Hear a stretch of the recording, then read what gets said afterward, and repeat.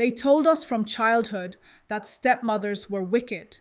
It was whispered in fairy tales, painted in storybooks, and etched into our young imaginations. Cinderella made sure of that, painting us as cold, jealous, heartless women who could never love another woman's child. The stepmother was the villain, the shadow in the corner, the cruel hand that snatched away love and comfort. For generations we carried that image, never daring to ask if it was true. But are stepmothers truly the villains we were taught to fear? Or is the truth far more complicated?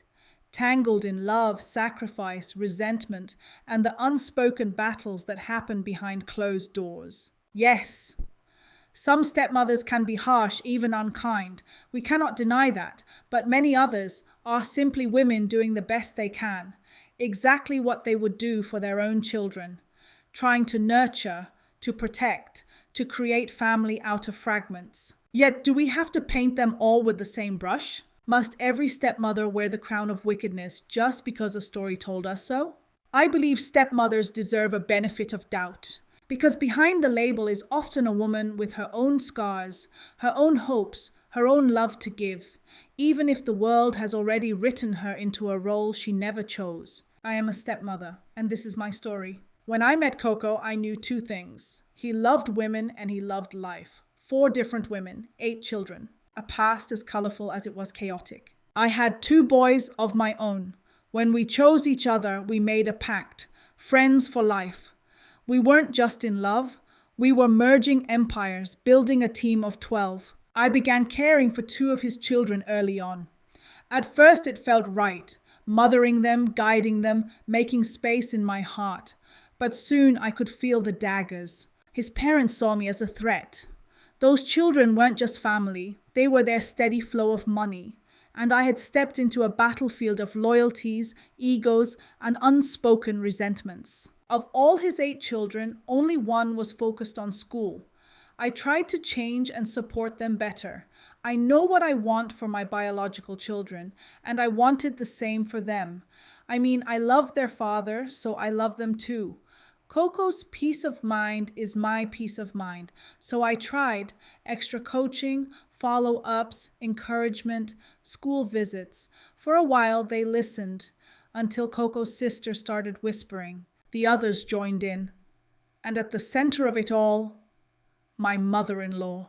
Why? Why do women sometimes turn on women? Why do sisters see wives as competition? Why do mothers cling so tightly to their sons that they can't bear to let them be husbands? Soon the children, now backed by grandparents, uncles, and aunties, began to misbehave.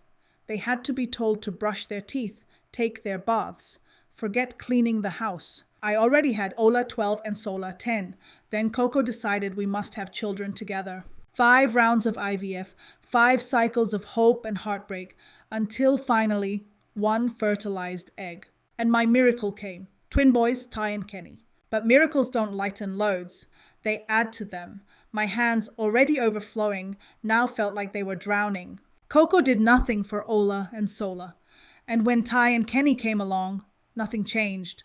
I suppose he thought donating the sperm was enough. The mental abuse, the physical abuse, the words thrown like knives. I am no saint, but this was not the life I bargained for. I left.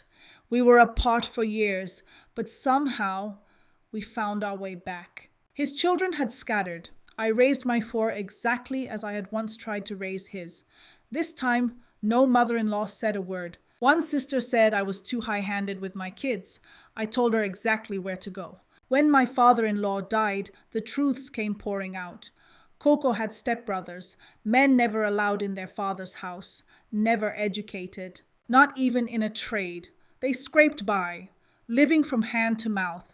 My mother-in-law had ensured her husband had nothing to do with them. And it didn't stop there. A brother's daughter once lived with them.